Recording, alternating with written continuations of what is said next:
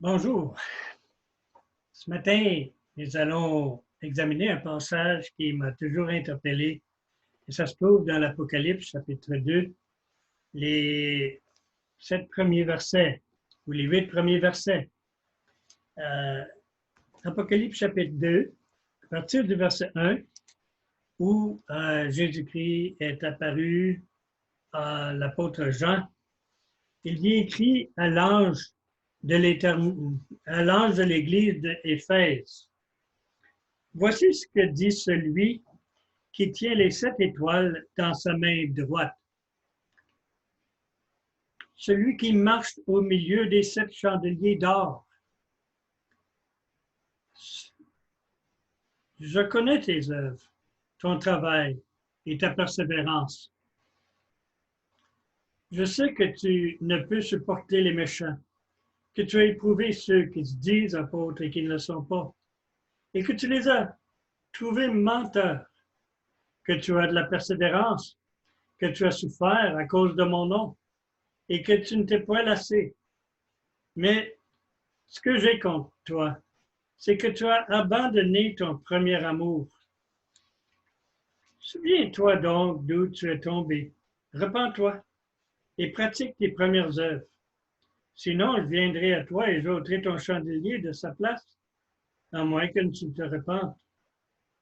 Tu as pourtant ceci, c'est que tu hais les œuvres des Nicolaïtes, œuvres que je hais aussi. Que celui qui a des oreilles entende ce que l'Esprit dit aux églises. À celui qui vaincra, je donnerai à manger de l'arbre de vie qui est dans le paradis de Dieu. Ces 7 lettres à 7 différentes églises que nous trouvons dans les chapitres 2 et 3 d'Apocalypse contiennent de sérieux avertissements, aussi bien que des belles promesses pour les enfants de Dieu. Ce qui m'interpelle particulièrement dans cette lettre, se trouve au verset 4, où il dit: ce que j'ai contre toi, c'est que tu as abandonné ton premier amour. Vous savez, il y a une ville, où il y avait une ville en Russie qui s'appelait Mouniac. Et cette ville était un port important sur une plage ou un lac où il y avait des grands navires de pêche. Et puis, c'était un port vraiment important. C'était sur la mer Aral. Mais de nos jours, selon James Rupert du Washington Post, Mouinac est sur le bord d'un grand désert salé. Dans les dunes de sable, on peut trouver des énormes cuirasses oxydées de navires. Là où autrefois il y avait une grande flotte de pêche qui naviguait dans ce qui était la source de vie de l'Asie centrale. Les choses ont commencé à changer il y a plus d'une cinquantaine d'années, bien plus que ça, peut-être environ 75 ans ou 80 ans.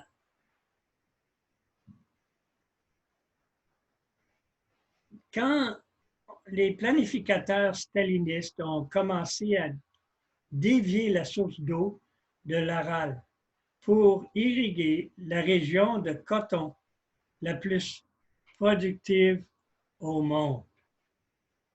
Personne ne pouvait prévoir le désastre environnemental qui en serait le résultat. La température est devenue beaucoup plus extrême à cause de ce qu'ils ont fait. La saison de croissance s'est réduite à 2 mois et 80% de la terre cultivable de la région a été totalement détruite par les tempêtes de sel qui viennent du lit de la mer séchée. Ce qu'ils ont fait donc pour améliorer la place, pour améliorer la productivité de la terre, a fini par l'empirer énormément. Et c'était vraiment une tragédie causée par la mauvaise planification humaine. Mais ce qui s'est passé à Mouinac est un peu semblable, n'est-ce pas, à ce qui s'est passé dans l'église d'Éphèse. Originalement, c'était une communauté qui était spirituellement prospère. Les croyants d'Éphèse ont dévié leur attention de Jésus-Christ envers les œuvres qui étaient faites en son nom. Maintenant, les bonnes œuvres qu'ils faisaient étaient nécessaires et importantes, absolument nécessaires. Mais leurs yeux étaient fixés plus sur les œuvres que sur celui qui les produit, Jésus-Christ.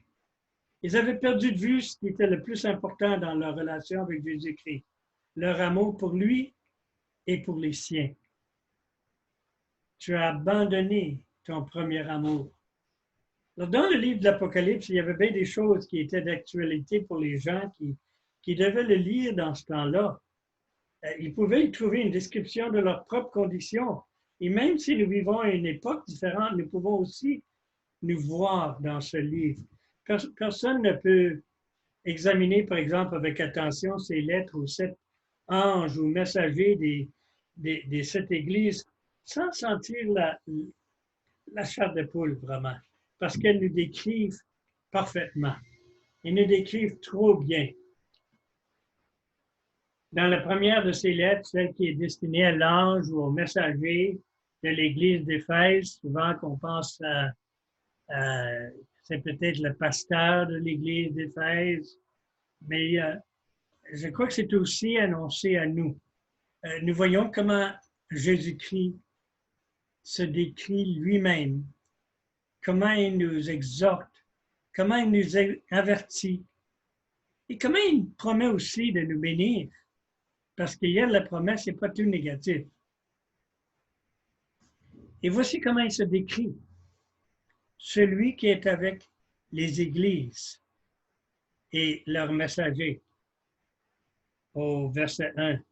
Je dis ça parce que le mot chandelier, d'après Apocalypse 1, verset 20, signifiait les églises.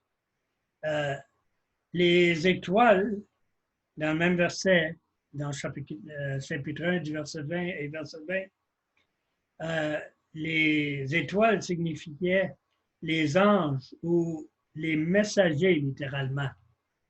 Alors,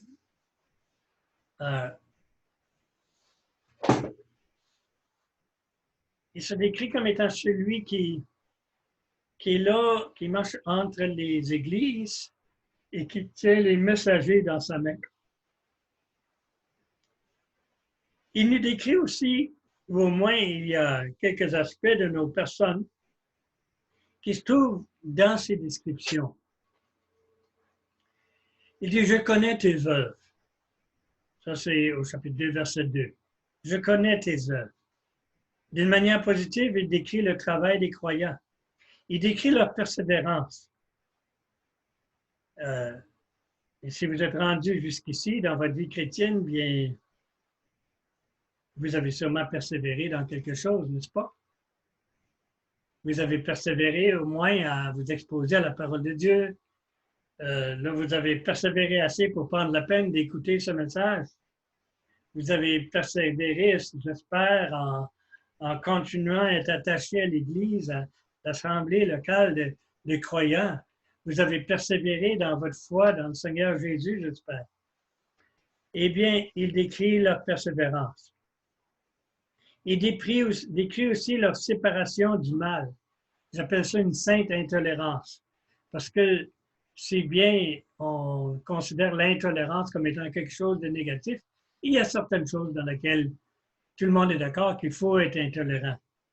C'est juste qu'il y a des choses que quelques-uns pensent qu'il ne faut pas et d'autres que oui. Mais il existe donc une sainte intolérance. Mais il décrit aussi les croyants d'une manière négative. Tu as abandonné ton premier amour. Et c'est pour cette raison que le Seigneur exhorte les croyants à se repentir.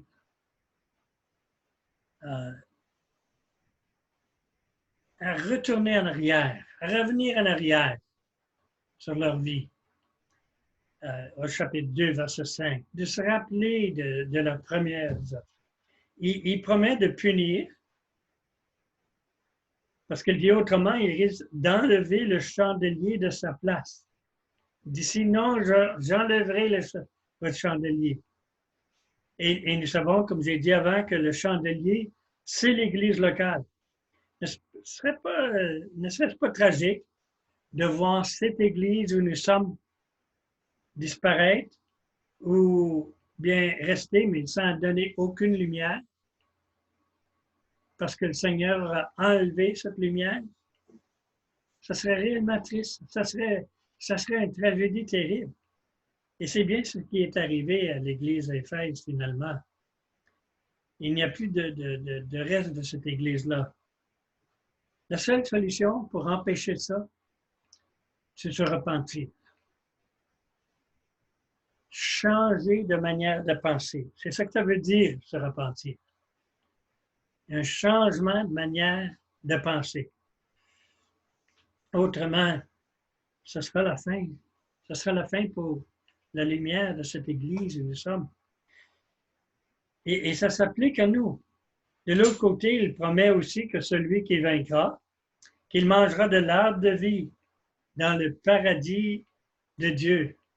Là, quand il parle de celui qui vaincra, ailleurs dans Romains chapitre 8, verset 37, nous apprenons que nous sommes plus que vainqueurs par celui qui nous a aimés. Donc, l'enfant de Dieu, c'est celui qui vainc. Mais ça, c'est l'individu. Mais l'Église locale, qu'est-ce qui en devient? Est-ce qu'elle peut perdre sa lumière? Alors, pour le moment, j'aimerais que nous examinions cette phrase-là, et je vais le lire, mais s'il vous plaît, suivez-moi bien dans ma lecture, dans vos Bibles ou vos téléphones ou quelque chose pour savoir si je le lis comme il faut. D'accord? Ainsi, vous pourrez me corriger si je le lis mal. Alors, il s'agit du verset 4. Mais ce que j'ai contre toi, c'est que tu as perdu ton premier amour. Est-ce que je l'ai bien lu? Non, je ne l'ai pas bien lu. C'est pas que tu as perdu ton premier amour. Alors, je vais le lire de nouveau. Mais ce que j'ai contre toi, c'est que tu es tombé de ton premier amour.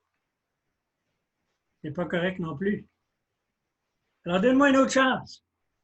Mais ce que j'ai contre toi, c'est que tu as abandonné ton premier amour.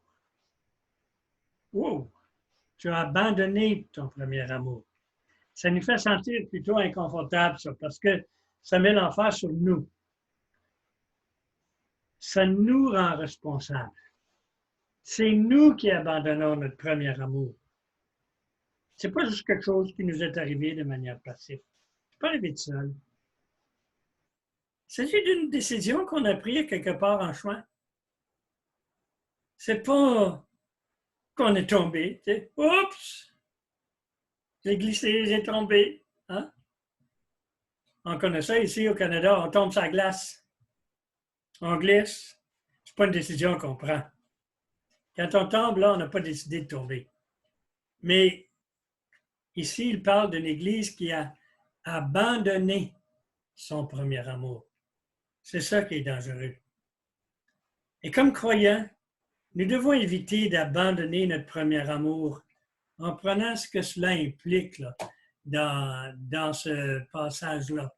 Et puis, allons partager l'écran de nouveau. C'est que nous devons éviter d'abandonner notre premier amour.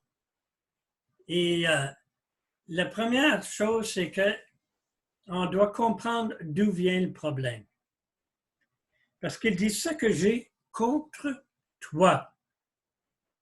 Il ne dit pas, oups, c'est donc malheureux, t'as tombé de ton premier amour. Il dit ce que j'ai contre toi. C'est notre décision, comme j'ai dit. Tu l'as abandonné. C'est pas passé. C'est pas une chose qui t'est arrivée. C'est quelque chose que tu as décidé de faire. Comme en Genèse, ça ne parle pas vraiment de la chute de l'homme. On parle, nous, de la chute de l'homme. Et puis, des fois, on peut avoir l'impression avec ça que, oh, ben, c'est pas de sa faute, il a tombé. Non, non. On devrait parler plutôt de la décision de l'homme. Et comme dans Jude, ça ne dit pas que les esprits enchaînés ont tombé de leur première condition, sinon qu'ils ont laissé, en d'autres mots, abandonné. Et de la même manière, on ne tombe pas de son premier amour. On ne perd pas notre premier amour. On abandonne notre premier amour. Pleinement responsable. On a pris la décision d'abandonner notre premier amour. Je dis, oui, mais je suis devenu bien tiède et pourtant, je n'ai jamais pris cette décision-là. Oui, oui, tu l'as pris.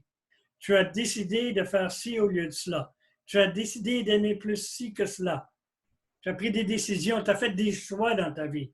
Un petit choix, un autre petit choix, un autre petit choix.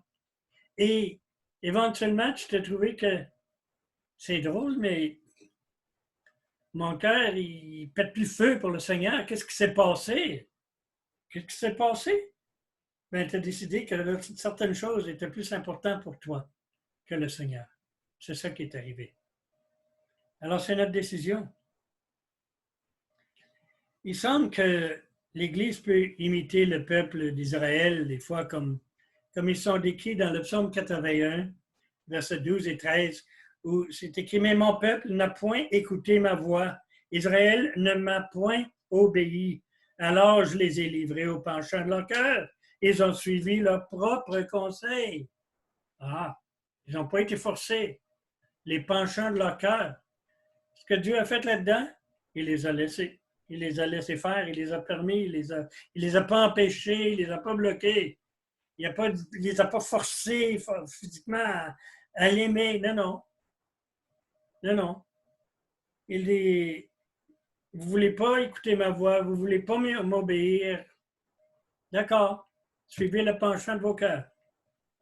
Un des premiers pas vers la victoire sur un problème quelconque ou sur un péché, c'est de prendre sa propre responsabilité.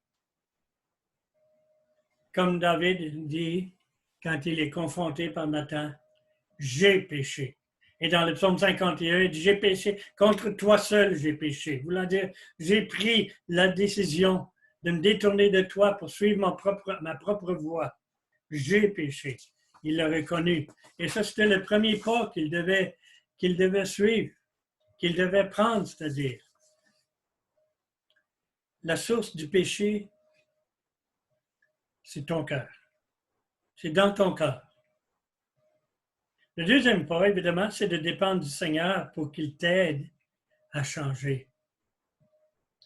Tu ne vas pas changer à cause de la bonté de ton cœur.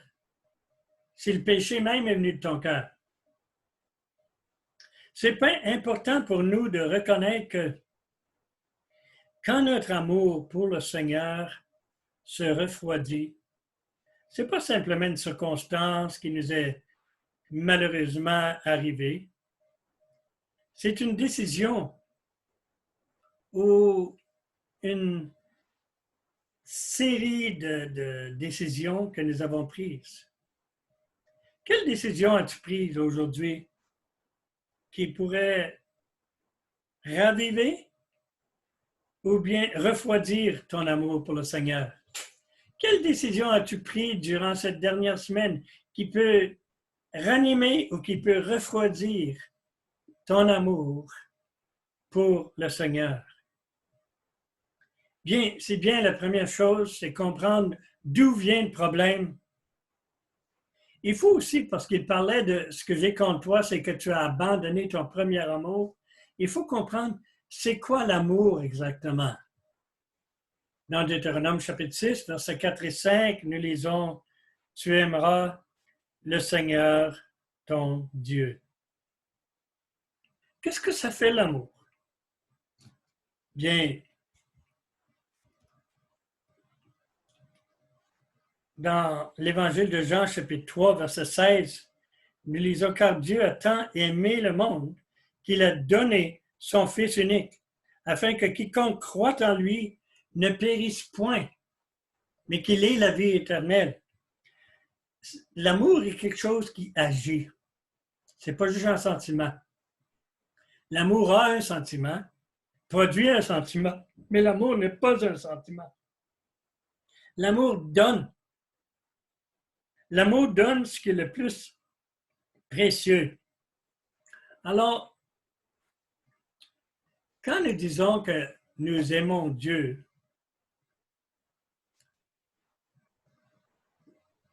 cela devrait influencer la manière dans laquelle nous faisons les choses. Par exemple, dans la manière dont nous participons dans l'offrande, parce que l'offrande, c'est pas donner à l'Église, c'est donner à Dieu. Nous le faisons à travers l'Église. Parce que l'Église est son Église.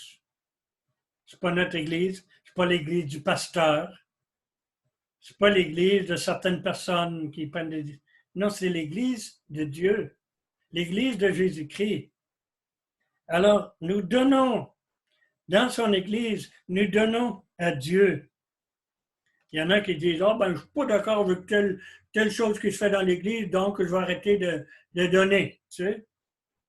Ah oui? Peut-être tu arrêtes de donner à Dieu parce que tu n'es vraiment pas d'accord avec Dieu. C'est peut-être ça le problème. Les décisions qu'un ou l'autre prend dans l'Église ne devraient pas affecter ta manière de donner. Parce que tu aimes le Seigneur de l'Église. Ce n'est pas un jeu de politique. L'Église est son Église et c'est à lui, ça nous donne la manière de donner à lui. Nous ne donnons pas l'offrande afin de recevoir des services de l'Église quelconque non plus. L'Église n'a rien fait pour moi dernièrement, ça fait pourquoi je veux donner. Tu sais? Nous participons à l'offrande dans le but de donner à Dieu. C'est pour cela que nous considérons l'offrande comme faisant partie de notre adoration.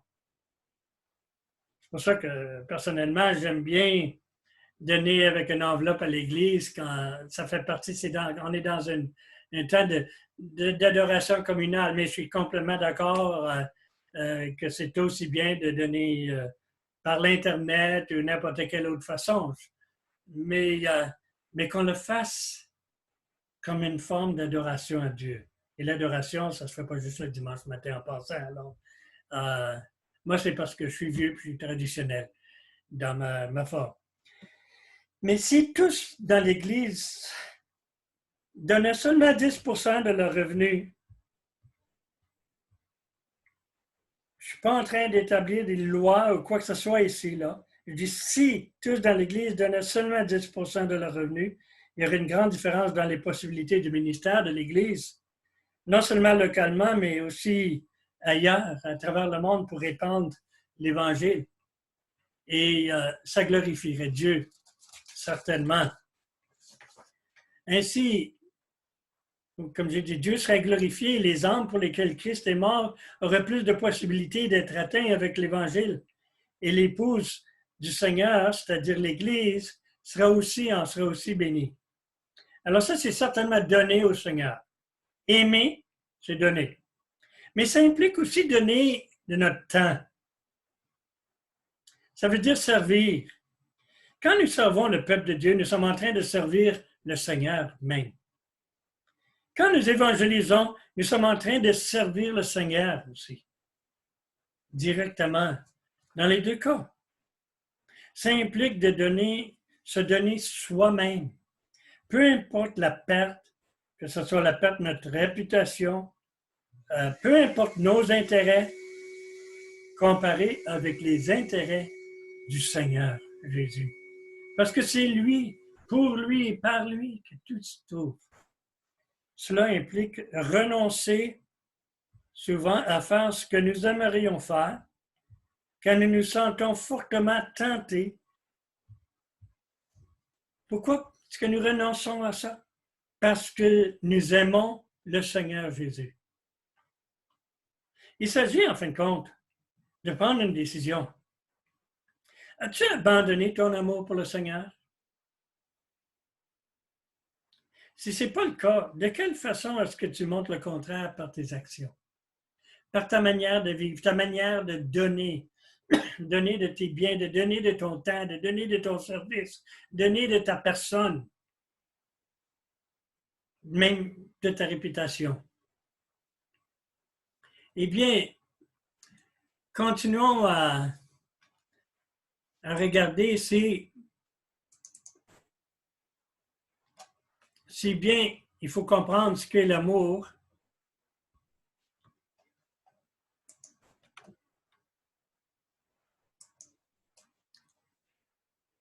Oups. Il faut comprendre ce que signifie le premier amour.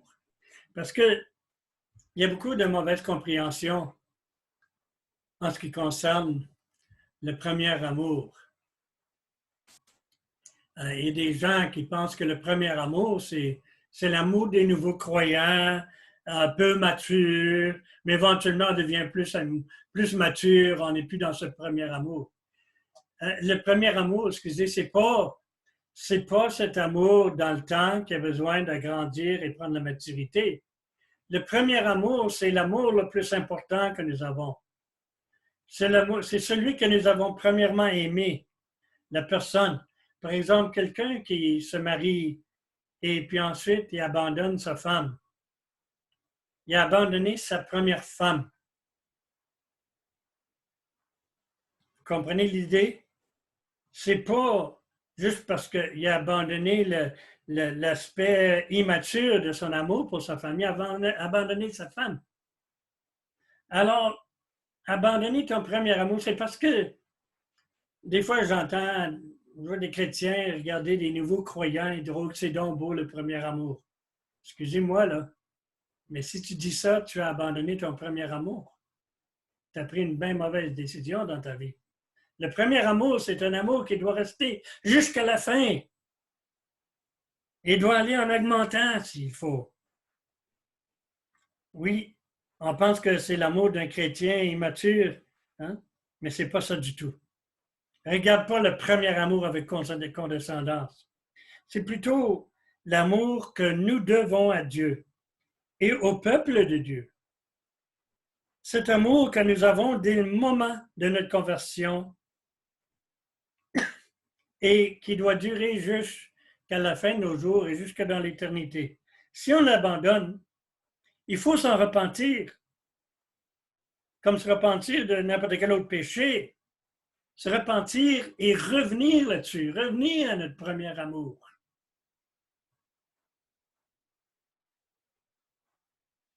Ce premier amour que nous avons pour le Seigneur, bien, nous devons aussi l'avoir envers les personnes, envers les enfants de Dieu, envers l'Église du Seigneur. Une personne qui me reçoit moi a besoin de recevoir ma femme aussi. Parce que s'il rejette ma femme, il me rejette moi. L'Église est l'épouse de Jésus-Christ. Tu ne peux pas aimer Jésus-Christ et rejeter son Église. Alors, ce premier amour que nous avons pour le Seigneur implique aussi ce que nous devons avoir envers les personnes. Comment peux-tu dire que tu aimes Dieu, que tu ne vois pas, comme Jean a dit dans son épître, quand tu n'aimes pas ton frère que tu vois? Quelques-uns considèrent qu'il s'agit de la première personne que nous avons aimée quand nous avons connu le Seigneur et le Seigneur lui-même. Et je crois que ça, c'est plus juste. De toute façon, en abandonnant ton premier amour, tu es en train d'abandonner le Seigneur. Tu n'es pas en train d'abandonner quelques faibles sentiments. Tu es en train d'abandonner le Seigneur lui-même. Et je dis ça sérieusement. C'est un problème très, très sérieux dans ta vie. Et si tu vois que tu as abandonné ton premier amour, ça presse. Comme il dit, repens-toi. Repens-toi, parce que sinon, le Seigneur peut enlever la lumière que tu as dans ce monde et que ça serait triste, ça. Il ne parle pas de perdre ton salut ici ou d'enlever ton salut, mais il parle d'enlever ton lumière, ton témoignage. Et ça serait triste, ça serait terrible.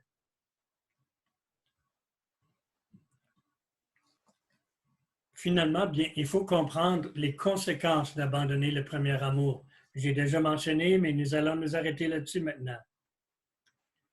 Ce sont les conséquences de ne pas se repentir. Souviens-toi donc d'où tu es tombé. Alors oui, tu es tombé, mais tu es tombé parce que tu as abandonné. Repens-toi et pratique tes premières œuvres. Oui, c'est pas que des gens ils disent non, non, c'est pas les œuvres ne sont pas importantes. Bien sûr qu'elles sont importantes. Repens-toi et pratique tes premières œuvres. Sinon, je viendrai à toi et j'ôterai ton chandelier de sa place. Veux-tu vraiment que le chandelier, l'Église, disparaisse? À moins que tu ne te repentes. Excusez-moi. Dans Apocalypse chapitre 2, verset 5. Ce sont les conséquences de ne pas se repentir. J'ai connu une église, ou au moins un petit point de mission, qui a abandonné son premier amour. Il y avait une personne qui avait été convertie, et une autre personne s'est attachée au Seigneur. Ils ont fait certaines bonnes choses au début, mais quand ils se réunissaient, j'ai travaillé avec eux pour essayer d'établir une église et on n'a pas eu de succès. Savez-vous pourquoi? Ils entraient dans la petite salle qu'on avait et puis ils étaient comme deux familles et demie. Là. Il y avait une famille qui s'assoyait d'un bord, l'autre famille qui s'assoyait de l'autre bord. Ils ne se parlaient pas. Avec le temps, j'ai vu que vraiment ils saillissaient entre eux. Ils avaient des vieilles rancunes, ce qu'on appelle vulgairement des crottes sur le cœur, qui ne voulaient pas lâcher. Ils avaient abandonné leur amour les uns pour les autres. Et, par conséquent, vraiment abandonné l'amour pour le Seigneur. C'était juste une façade, c'était une forme. Ils venaient se réunir quand on se réunissait. Ils venaient même les mercredis soirs se réunir. Et puis ça priait à haute voix. Mais tristement, ils avaient abandonné le premier amour. 5 ans plus tard, après tant d'efforts, on est parti de là. Je me rappelle quand on a, juste avant d'embarquer sur l'autobus pour partir, je me suis essuyé les pieds avant d'embarquer. Non pas par amertume, mais simplement pour dire, j'ai fait ce que j'ai pu et je ne peux plus rien faire ici. Que le Seigneur envoie quelqu'un, qu'il relève une autre église ou quelque chose, mais il n'y a plus rien que je peux faire. C'était triste. Il n'y a aucune garantie que nous continuerons à être une lumière pour le Seigneur dans cette ville. Aucune garantie. Notre chandelier pourrait être enlevé. Donc, si tu vois que tu es en train d'abandonner ton premier amour, fais ce que le Seigneur exhorte aux Éphésiens. Repens-toi. Repens-toi. Mon désir, ce n'est pas de prêcher par peur, mais il existe une sainte crainte. Des fois, ça vaut la peine d'avoir un peu peur. Ça peut valoir la peine de craindre des fois. Tu sais, c'était sur le bord d'un précipice, là. Je t'approche trop d'un précipice qui va être 100 mètres de hauteur. Non, c'est mieux d'avoir un tout petit peu peur de tomber, là. Prendre des précautions. Être sûr de ne pas prendre des risques. Pas de mettre à sauter et jouer direct sur le bord, là. Il existe une sainte peur. Et de la même manière, les hommes, sans avoir peur de vos femmes, vous devriez avoir peur d'abandonner votre premier amour envers elles, n'est-ce pas? Et les femmes, de même envers leur mari. Parce que vous savez combien de dommages vous allez causer si vous abandonnez cet amour. Alors, c'est cette même sorte de peur que nous devons avoir d'abandonner notre premier amour pour le Seigneur. Comment va ton amour pour le Seigneur? C'est en comprenant d'où vient le problème. C'est en comprenant ce qu'est l'amour. Comprenant ce que signifie ce premier amour. Ce n'est pas juste des petits sentiments bébés, là. Et en comprenant les conséquences sérieuses d'abandonner le premier amour, qu'on va venir à comprendre vraiment le besoin de se repentir réellement. Et c'est pour ça que Paul dit aux Thessaloniciens, mais nous vous exhortons, frères, en parlant de l'amour, à abonder toujours plus en cet amour. C'est un peu ironique, abonder et abandonner sonne un peu semblable, n'est-ce pas? Nous ne devons pas abandonner. Et la meilleure manière d'éviter d'abandonner, c'est d'abonder. Abonder toujours plus. Alors, comment va ton amour pour le Seigneur? Est-ce que cela a diminué depuis que tu l'as connu au début? Honnêtement, examine-toi. Là. Ou est-ce que ça augmente plutôt? J'espère que nous sommes en train de grandir. Selon ce que Paul dit dans 1 Thessaloniciens 4,10 que nous venons de lire, nous vous exhortons, frères, à abonder toujours dans cet amour. Il ne s'agit pas de grandir en connaissance. J'espère qu'on grandit en connaissance.